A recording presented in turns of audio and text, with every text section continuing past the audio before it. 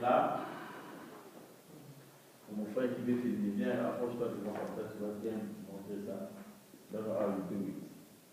La table où vous voyez les 6 piles de pain, plutôt les 2 piles de pain, c'est ça, mon français est bon.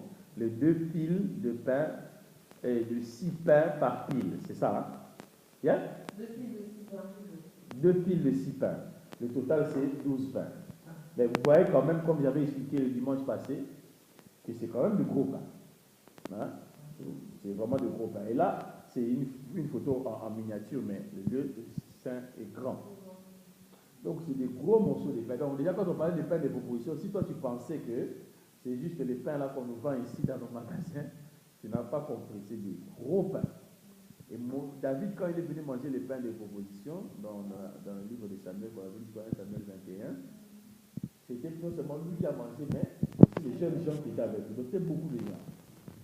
Et ces pains, on les mettait, comme on l'a dit, à la fin du sabbat. Hein? Et on remplaçait en fait les pains qui étaient là. Donc il y avait d'autres pains qui étaient là et qu'on enlevait et on mettait de nouveaux pains. Et ce qu'on venait d'enlever, c'est ça maintenant que les Lévites mangeaient, mais ils devaient manger ça dans un lieu saint. Hein? Donc tu ne prends pas les pains de proposition et puis tu vas dans un bar ou bien dans un endroit où les gens sont en train de manger n'importe quoi, toi si tu commences à manger. Non. Déjà il faut savoir que, pour ça c'est pas l'enseignement d'aujourd'hui, avant d'entrer même dans le temple, il y avait des préparations que les Lévites par lesquelles devaient passer. Il y avait beaucoup de choses parmi lesquelles ne pas toucher sa femme et tout et tout. Ok?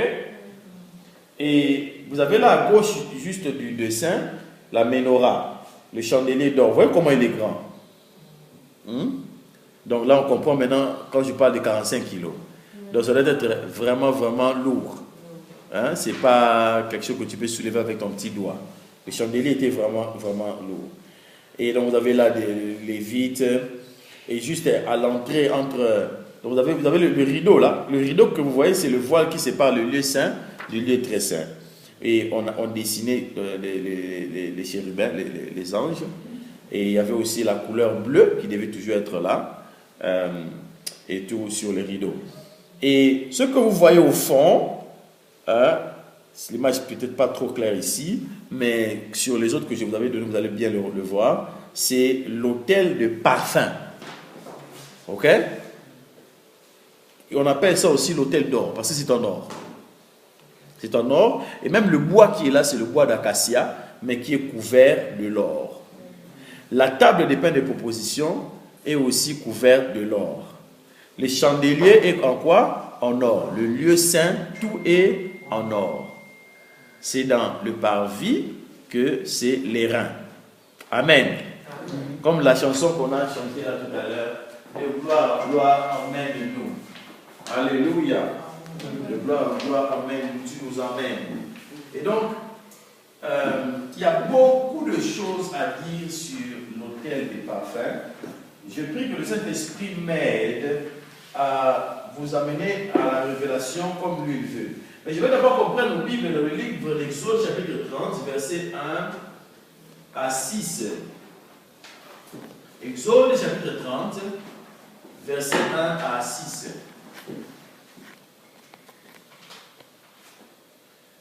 Mon frère Delphin, merci de filmer, comme ça les gens qui vont suivre vont avoir l'enseignement aussi. Que Dieu fasse que je n'oublie pas le dimanche prochain, je t'emmène le trépied. Je l'ai à la maison.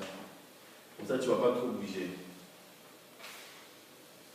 Il est écrit ceci: tu feras un autel pour brûler des parfums. On brûlait quoi là-bas? Des parfums. Tu le feras du bois d'acacia. Sa longueur sera d'une coudée et sa largeur d'une coudée. Il sera carré. Tu comprends ça maintenant, Isabelle? L'autel du parfum est carré. Et sa hauteur sera de 2 coudées. Tu feras des cornes qui sortiront de l'autel. Donc, sur l'autel de parfum, il y a des cornes dans les 4 coins. Je cherche encore l'illustration que j'ai.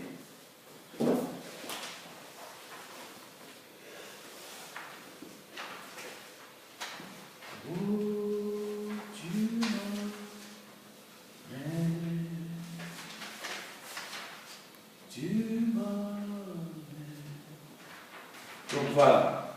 Ici, c'est encore mieux.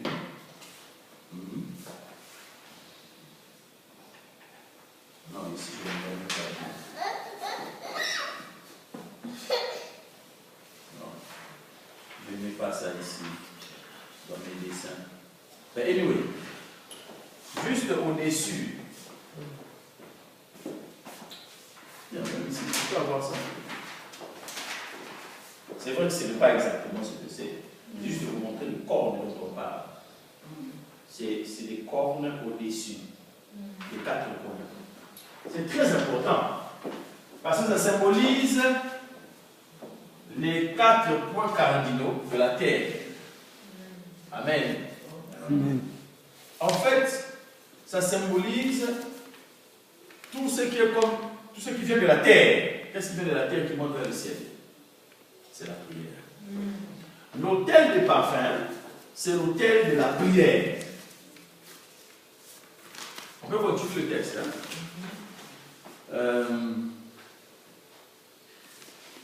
Le verset 3. Tu le couvriras d'or pur, le dessus, les côtés tout autour et les cornes, et tu feras une bordure d'or tout autour. Tu feras au-dessous de la bordure 2 anneaux d'or aux 2 côtés. Tu en mettras aux 2 côtés pour recevoir les barres qui serviront à les porter. Tu feras les barres de bois d'acacia et tu le couvriras d'or. Le bois d'acacia, c'était un bois qu'on utilisait en élevant presque tout ce qu'il y avait comme de l'eau. Dieu ne peut pas t'utiliser si on ne t'a pas traité comme le bois d'acacia. On doit extraire tout ce qu'il y a de la chair. Alléluia. C'est le travail que Dieu fait avec tous ses serviteurs, toutes ses servantes. Il dit, tu placeras l'autel en face du voile qui est devant l'arche du témoignage, en face du propitiatoire qui est sur le témoignage, où je me rencontrerai avec toi. Et comme je l'ai dit, tout ce qu'il y a dans le tabernacle symbolise Jésus-Christ. L'autel du sacrifice. Qui est le sacrifice? C'est Jésus. Qui est le prêtre qui fait les sacrifices? C'est Jésus. La cuve des reins, qui nous nettoie? C'est Jésus. Par quelle parole? La parole, c'est Jésus lui-même. Amen. Amen. La lumière du chandelier, c'est qui la lumière? C'est Jésus. Les tables, c'est quoi le pain de vie? Jésus. L'autel du parfum, qui est le souverain sacrificateur ou le prêtre qui fait les sacrifices de prière pour nous? C'est le Seigneur Jésus. Amen. Amen. Et l'arche même, là c'est encore, ça c'est le sujet du dimanche prochain, je ne vais pas te donner tous les détails. Mais sache que tout l'Ancien Testament parle de Jésus. C'est pour cela qu'il disait, lui-même il dit, tout l'Ancien Testament, toute la loi et les prophètes parlent de moi, ne parlent que de moi. C'est important que tu comprennes cette partie. Et il y a beaucoup de choses à dire sur le tabernacle aujourd'hui, sur l'autel des parfums. J'ai même tout fait pour être à l'heure, comme ça, je vais avoir suffisamment de temps pour dire les choses que Dieu a placées dans mon cœur. Amen. Amen. Pour maintenant dans la Bible, allons à Apocalypse chapitre 8, verset 3. Apocalypse chapitre 8, verset 3. Apocalypse chapitre 9, verset 13. Souvenez-vous que lorsque le Seigneur donnait l'orientation, les ordres à Moïse, dans le livre de Lévitique 24-25, pour construire le tabernacle, Dieu lui a dit, tu vas le faire selon le modèle que tu as vu ici. Il y a des gens qui pensent que Dieu est descendu et il a donné une image, un plan comme ça, un peu comme le plan de l'arche de Noé. L'arche de Noé, c'était comme une bâtisse, un bâtiment qu'un homme devait construire avec l'aide de Dieu évidemment, que Dieu lui avait montré avec toutes les précisions qu'il fallait, les mesures, et Noé devait suivre ça. Imaginez que là où Dieu avait dit 2 coudées, Noé a mis 3 coudées.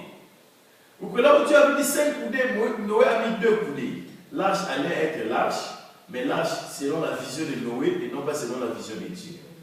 Et quand la pluie allait tomber, qui devait envoyer la pluie? Dieu lui-même. La Bible dit, puis les portes du grand abîme s'ouvrirent et les écluses des cieux s'ouvrirent et une grande pluie a commencé à tomber sur la terre pendant 40 jours et 40 nuits.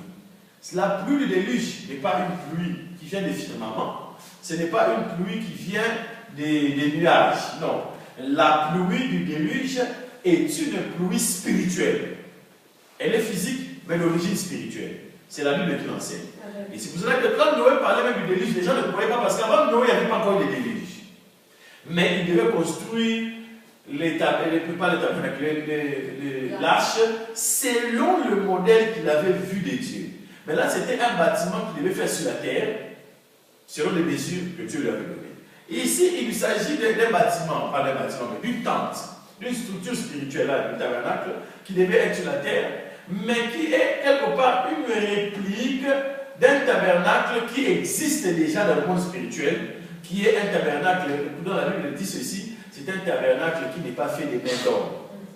Lorsque David dit, je vais habiter toute ma vie dans la maison de l'Éternel, je serais tenté de dire que c'est habiter au temple. Mais au temps de David, le temple n'existait pas. Au temps de David, l'arche, on l'avait mis sous une tente.